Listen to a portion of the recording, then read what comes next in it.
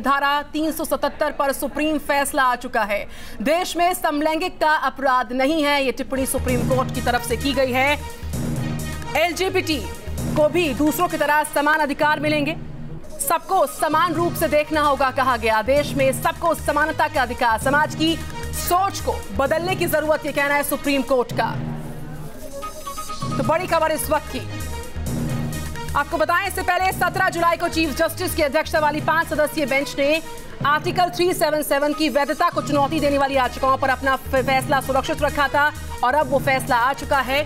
समाज की सोच को बदलने की जरूरत है। समलैंगिकता पर सुप्रीम कोर्ट का फैसला, धारा 377 का बचाव नहीं किया जा सकता, कहना है सुप्रीम कोर्ट का। हमारे साथ न्यूज नेशन संवाददाता सुप्रीम कोर्ट से अरविंद सिंह। अरविंद, ये मौका बेहद खास था, हर किसी को इंतजार था सुप्रीम कोर्ट के ऐतिहासिक फैसले का।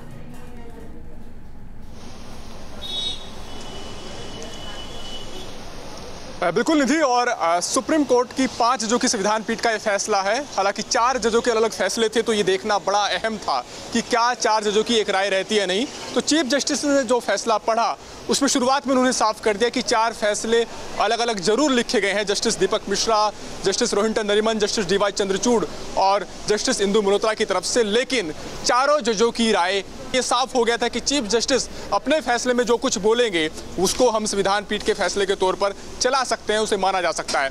और चीफ जस्टिस ने जो कुछ कहा है उसके मायने बहुत साफ है। उन्होंने ये कहा कि 2 लोगों के बीच आपसी सहमति से एकांत में बने संबंध अपराध के दायरे में नहीं आ सकते। इस फैसले के मायने ये हैं।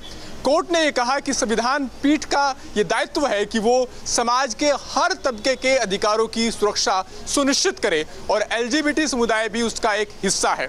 चीफ जस्टिस दीपक मिश्रा ने फैसले में ये भी कहा कि 2 लोगों के बीच, यानी किन्हीं 2 लोगों का सेक्सुअल ओरिएंटेशन क्या रहेगा, क्या उनका रहेगा, ये अपने आप में प्राकृतिक है और किसी शख्स का इस पर कोई अधिकार नहीं है। यानी ये सवाल चॉइस का नहीं है, इच्छा का नहीं है, बल्कि ये एक प्राकृतिक रुझान है जो किसी व्यक्ति के जन्म के साथ पैदा होता है और ऐसी सूरत में LGBT समुदाय के साथ भेदभाव नहीं हो सकता।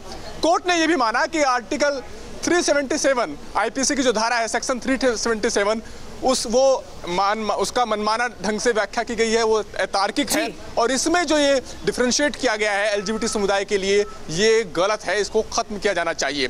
एक बहुत महत्वपूर्ण बात ये भी है निधि की पूरी तरीके से 377 को कोर्ट ने रद्द नहीं किया है, क्योंकि 377 के तहत पशुओं के साथ या फिर नाबालिग बच्चों के साथ अगर प्रतिक्रियाएं आ रही हैं, हम फिर लौटेंगे अरविंद आपके पास। आजादी मिली जहाँ पे हम भी हैं। Thank you so much. मेरा नाम संदीप।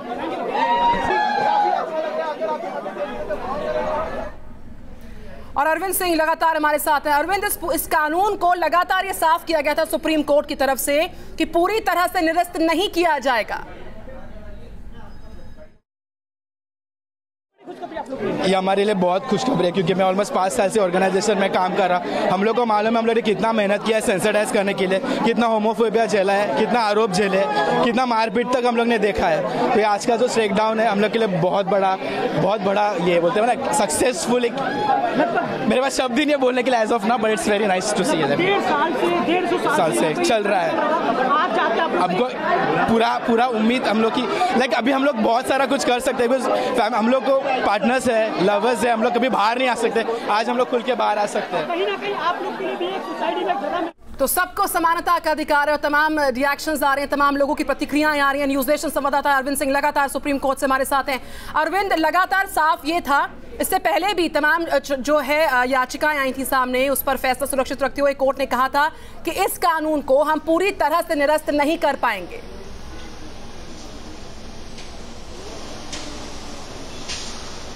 हाँ बिल्कुल निधि, क्योंकि सेक्शन 377 में कई सारी चीज़ें हैं। इसमें पशुओं के साथ या नाबालिग बच्चे के साथ अगर सोडोमी की घटना होती है वो भी इसी दायरे में आता है। तो यहाँ पर ये पहले से ही साफ था कि सुनवाई इस दायरे में होगी सिर्फ कि क्या ऐसे 2 वयस्क लोग अगर आपसी सहमति से वो भी एकांत में अगर संबंध बनाते हैं तो क्या वो अपराध के दायरे में आएगा या नहीं आएगा।